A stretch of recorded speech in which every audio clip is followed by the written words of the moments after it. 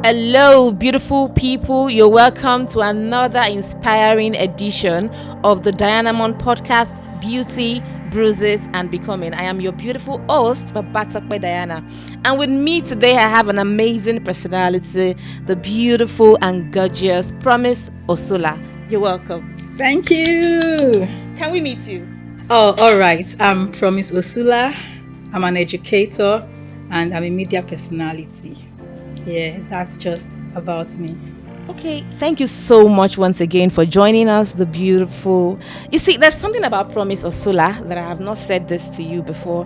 When I met you 4 years ago, you came across to me like someone who has, so much to give the world. But then that giving obviously is coming from somewhere. Is this something you're willing to share with us?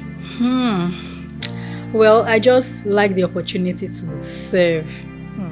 I know I'm a talented and a gifted person, but how will people know if I don't show it? So most times I just like to be a helping hand to make people better.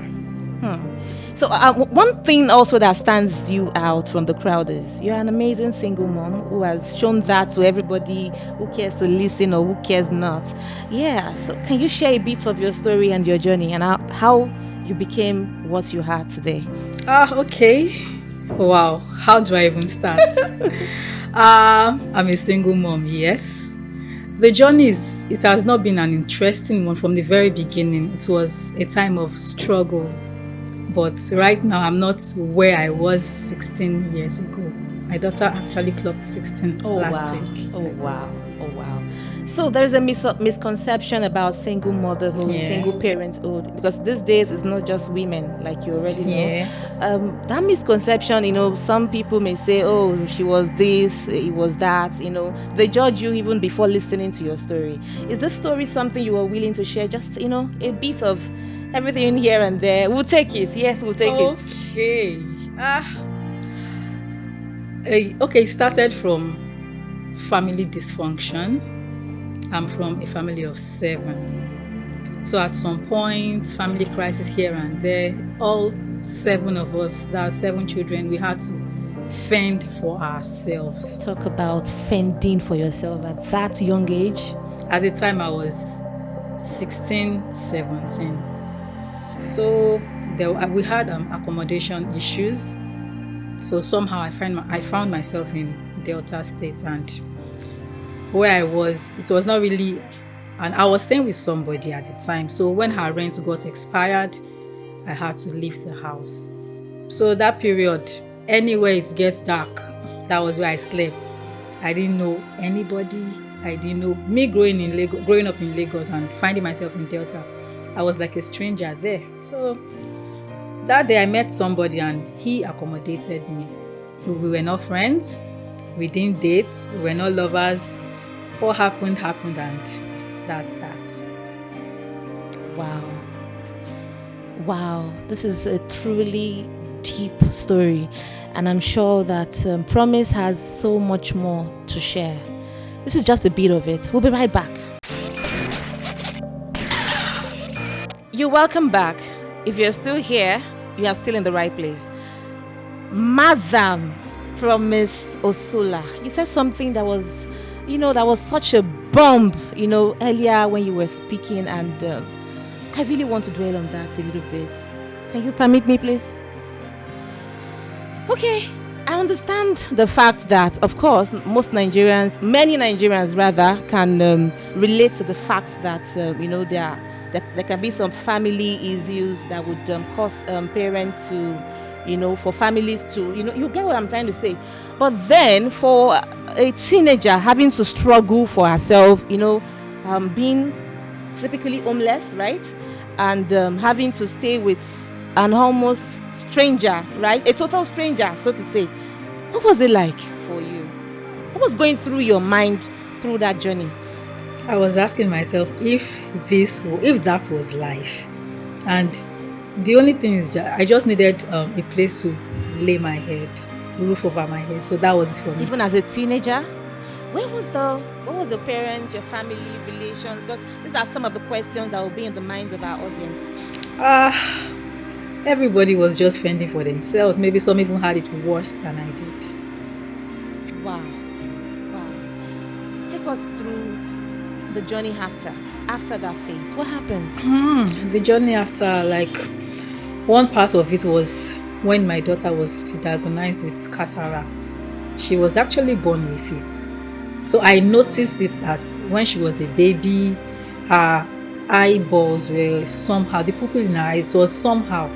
So I took her to the hospital and we checked up and they said cataracts. How? I didn't even know how to react to that. So they gave me a timeline that I have to do the surgery before she clocked 8 or before she clocked 10. Yeah, there was nothing I could do then, so I just had to like go for fundraising. Like, wow. I will stand in front of people and like, my daughter has eye problem, we want to do surgery. And wow. So please, can I get, please? So thank you. So that was how I was able to raise the money. Wow. And she did the surgery, but she has to use eyeglass. She still uses eyeglass, so she still does that. So that was one of the toughest moments. Yeah. But I hope you have the clarity that it is darkest before it's done, right? Yeah. So let's dive a little bit from the emotional part of this conversation. Okay. Yeah. What was it like for acceptance? Family. I know a lot of people can be so judgmental, and they are judging you before they even have before they even get to listen to your side of the story. What was it like for you? The acceptance part. Your environment and all of that, and how much did it impact you? People will talk. So when I realized that it took in, I kept it to myself. But they say 7-month pregnancy no go hide. Yeah, so I was just there. My mom was in Lagos and she was still trying to find her feet. So that day I called her and I said, I want to tell you something.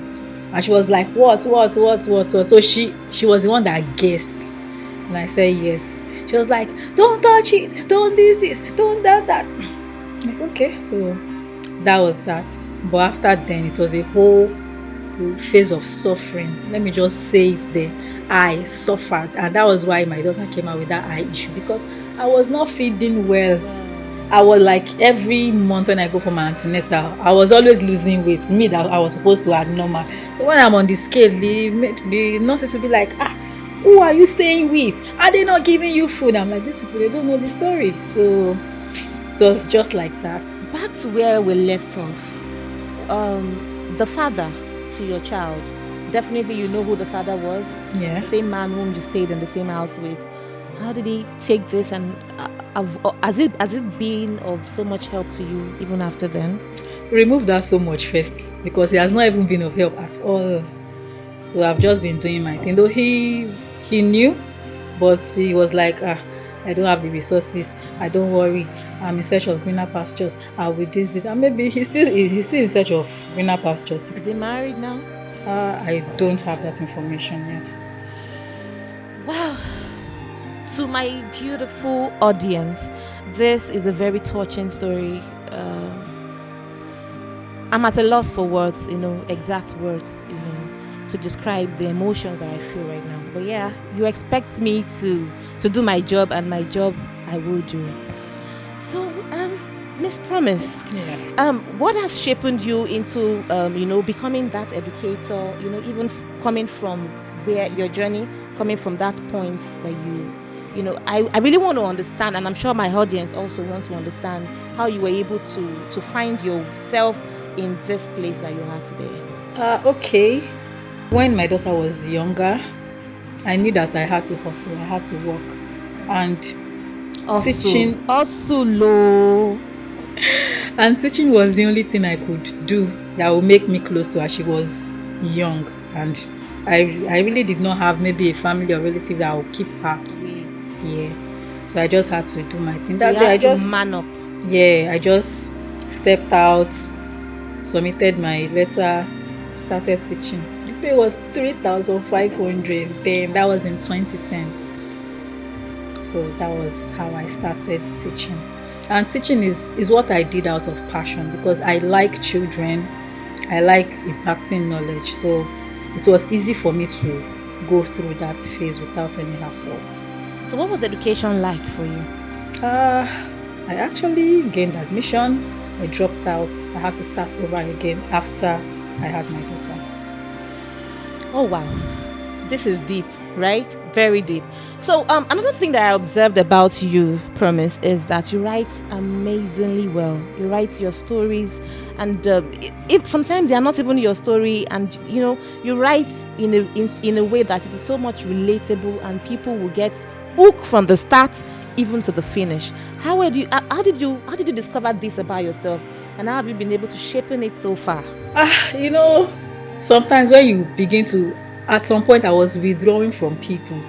So when you are in your own space, you begin to explore, play with your brain, and you come out with things that you never knew exactly. So writing for me is not what I learned, or it just came naturally. Just ability to put myself in a character and tell a story. So that's it. That's just how it started. Wow. Promise, you wear many hats. One as an educator, a media personality, a mom, of course a role model.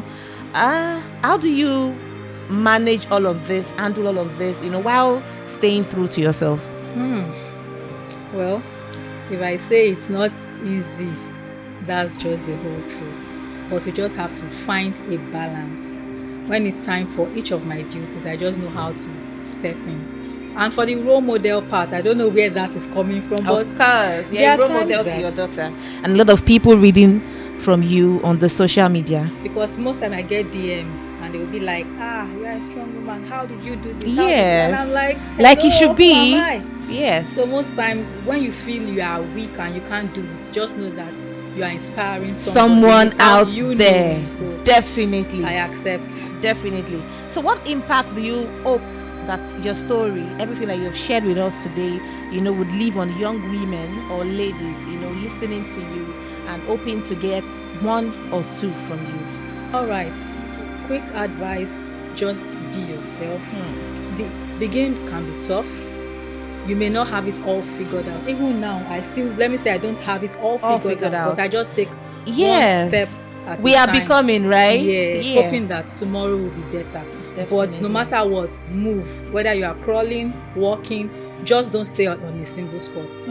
Promise, do you have any song in particular that comes to your mind? And I would like to hum with you. Okay. Yes. He's always on time. He can't do no wrong. Oh, he leaves the 99, always for the one. He's always on time. He can't do no wrong. Oh, he leaves the 99, always for the one. Thank you so much. I never knew you sang so well. Thank you very much. Osula sings so well, so I think we should add that to one of the beautiful things about her. Aside being an educator, she's a media personality, and she has an awesome voice. Thank you. To her beautiful audience, we want to thank you so much for staying tuned, for locking it down, and for keeping it locked here. This is just the very beginning. Your bruises, no matter what it is, should not define you. We've all heard from the horse's mouth today, Promise. She has been through it all. So come along with your story, whatever it is you feel you are going through. Somebody somewhere has gone through so much more than that.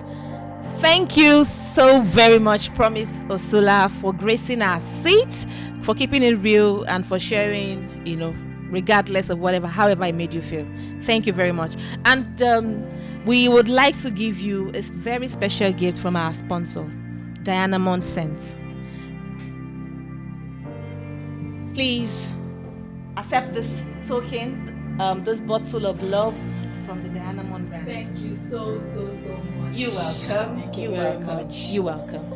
And to our beautiful audience, we want to thank you so much for staying tuned and for locking it down on the channel. Thank you. I hope hope we all understand that regardless of your bruises, it should not define what eventually you become. You can use your bruises as a channel for growth, for acceleration, for speed. Do not let your bruises define you in any way whatsoever. This is the Dianamond podcast, Beauty, Bruises, and Becoming. Until next time, see you then.